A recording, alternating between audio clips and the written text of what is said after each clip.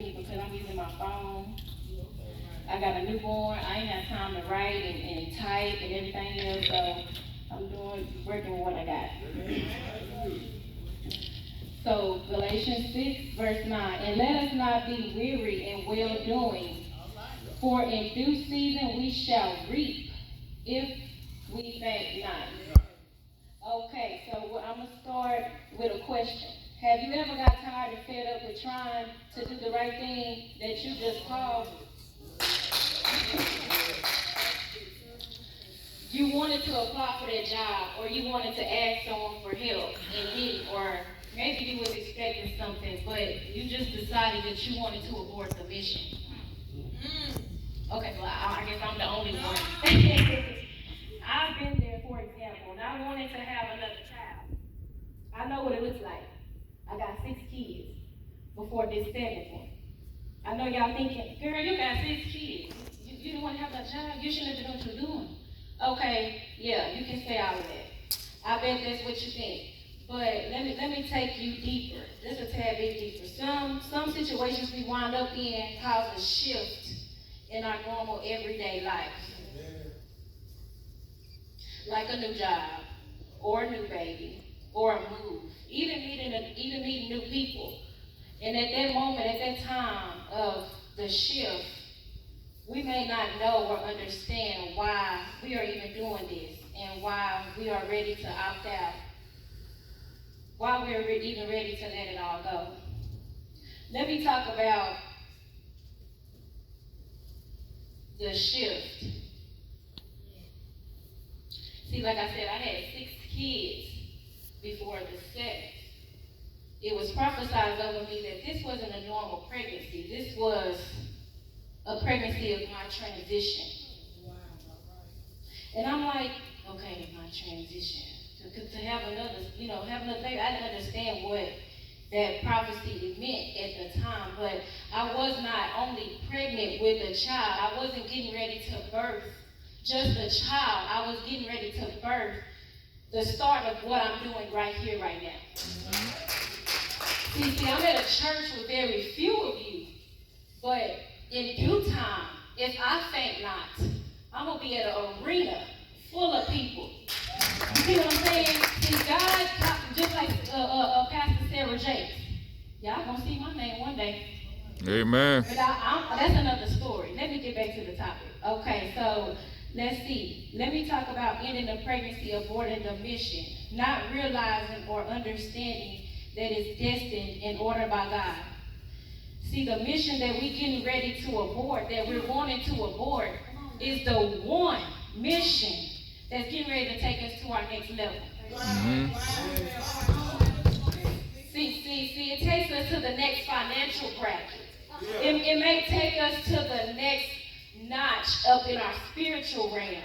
It may take us to the next notch and just meeting someone that God placed to help you. And I know I'm not the only one who need help, because we need help, honey. It's 2 of us and 7 of them. We need help. Now, so I was pregnant with my 7th blessing, but before I knew for certain, God knew, and he showed me signs and gave me visions. But see, my sister was pregnant at the same time, so I thought what I was seeing was for her.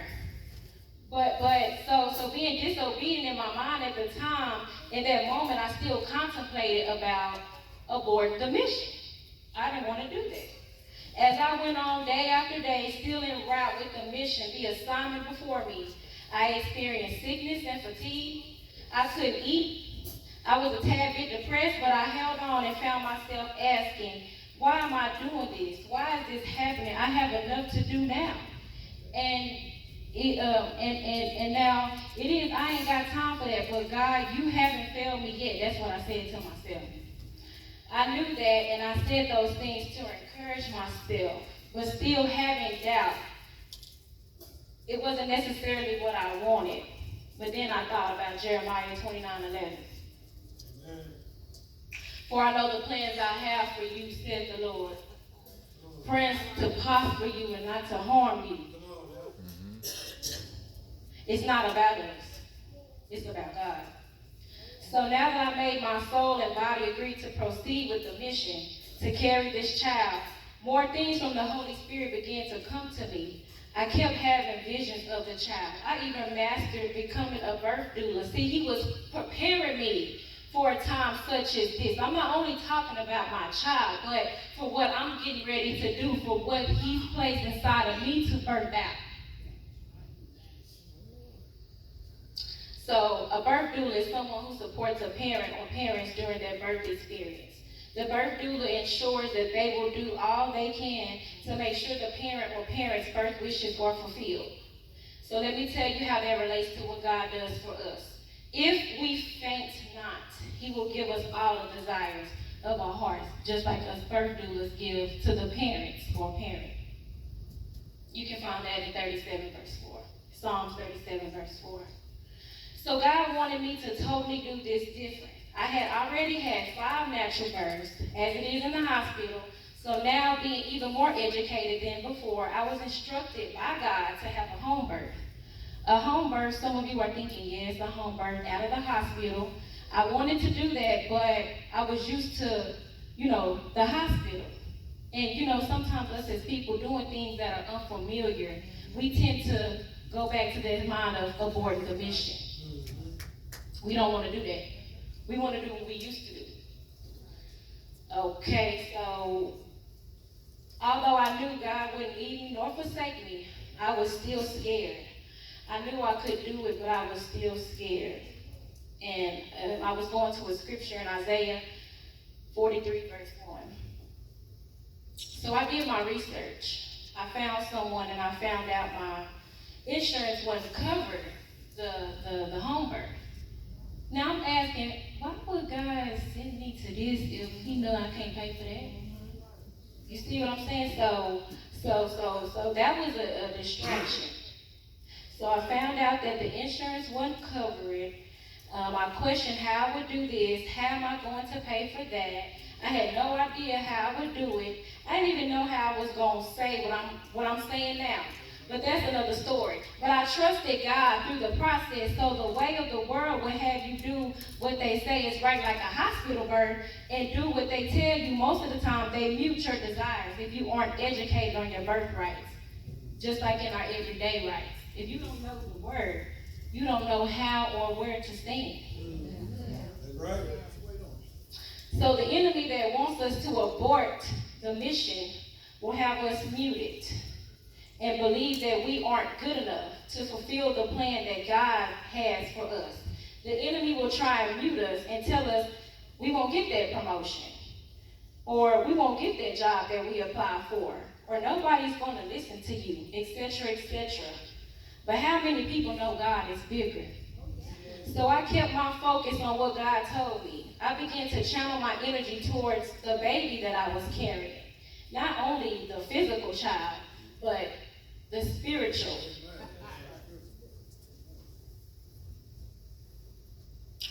I didn't even have an ultrasound. I solely stood on the promises of God. Remember that vision I told y'all about in the beginning? That he had already showed me what it was. A girl, she over there. And how the child would be celebrated. Because I'm thinking, this is my 7th child. Ain't nobody going to hear that, I'm pregnant again, or they ain't going to be happy, or nobody's going to throw me a baby shower, or, all of those negative thoughts.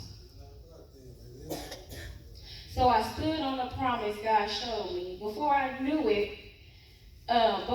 this, walk would be mine. Little did I know he had prepared me 6 times before this one. So as you heard my mother say, I've been speaking since I was 14. At that time, I felt like I was called to be a pastor. But then I began to learn more about the fivefold ministry, and right now I'm walking in the gift of evangelist. So I also have many others, but we're gonna talk about this one today. So I said that to say he prepared me 6 times before the 7th. See, he prepares us for what's to come if we faint not, and if we continue with the mission. So I caught myself saying, you did it for me with, Isaiah, the oldest, Naomi, Nehemiah, Sariah, Joshua Jr., Silas. I knew he'll do it this time. He had to, right? So, I know you didn't show me the strength I would have or lead me this far to turn around now. So I kept living. My body began to do things it hadn't done before. My face was breaking out bad. I never had acne before. I was itching. The test results was negative. I was bigger than I had ever been in the past. Just all around different. I was getting tired. I was ready to get induced. The definition of induction is, for pregnancy, is when they go ahead and call you in and schedule for your baby to be born before it's time. See, when you do things before it's time, you may mess up and miss the blessing. And it'll have you ready to, what we talked about in the beginning, it will have you ready to abort the mission.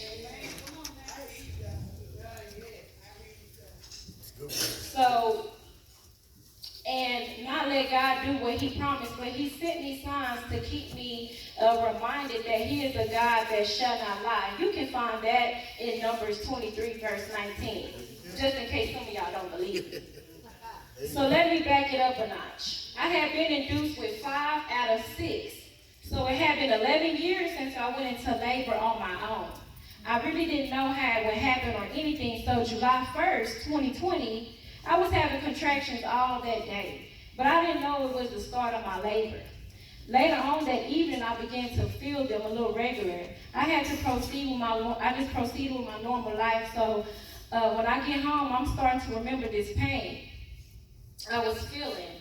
All I could do was pray about it and do what my intuition tells me, so I text my midwife. She tells me to go get some rest. I'm 38 weeks at this time. I had never went into labor before the 40th week, so I didn't really believe that it was labor. So I said that to say, if you're not ready when it's time, you're going to miss out on something. See, I wasn't really prepared. I hadn't had the baby's clothes washed. The house was a mess. I was a mess. I had been out all day. I was tired of doing, just normal everyday life. So it's important that we stay ready so we don't have to get ready. Mm-hmm. Okay, so like I said, y'all use this phone, so bear with me. So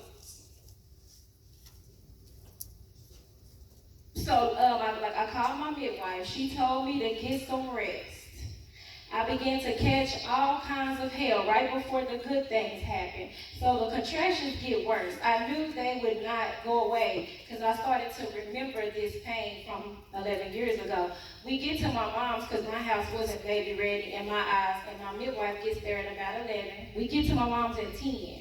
My midwife gets there at about 11. She confirmed active labor, and at 12:51 a.m. my baby was born. I didn't have physical confirmation from an ultrasound. Remember when I told y'all that? I didn't know what I was having.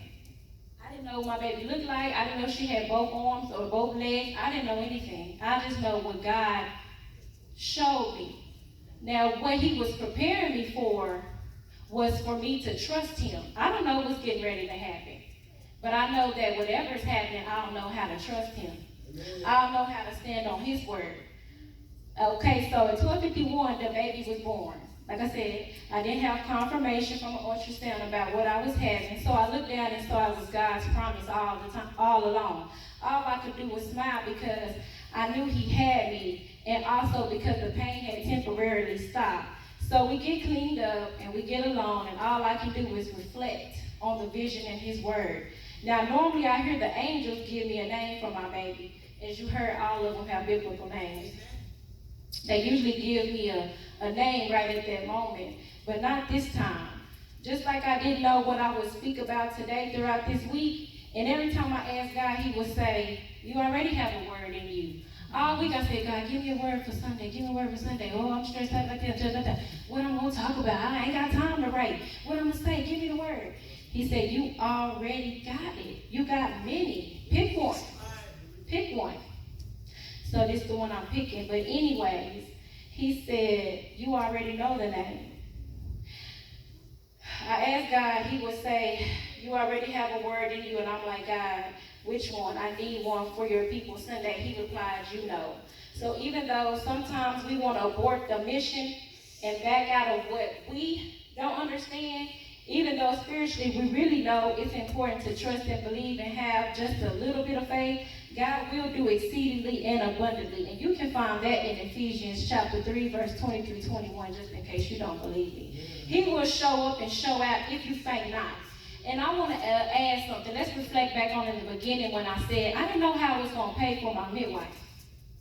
The total cost was $4,200. I didn't have that. I was not even working. I was just doing my classes at CareNet because that's where I am a trained birth doula through them. And Joshua over here, he wasn't making enough to be giving out no $4,200. So we didn't know how we was going to pay for that.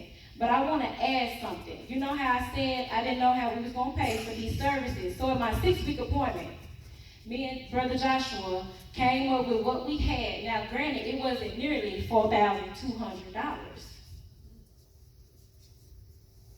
But we gave what we had. She told us she would work with us, on a payment plan. So as we were giving the money to her at my appointment, she asked us how much was there. We gave her the amount. And then once we gave her the amount, she replied, count it, already paid for. Because we didn't abort the mission. Come on, somebody. Because we didn't abort the mission. He took care of us. Because I stood on his word. And despite of what everybody said, oh, you crazy. You having a home birth, that's crazy. I ain't had no ultrasound, you crazy.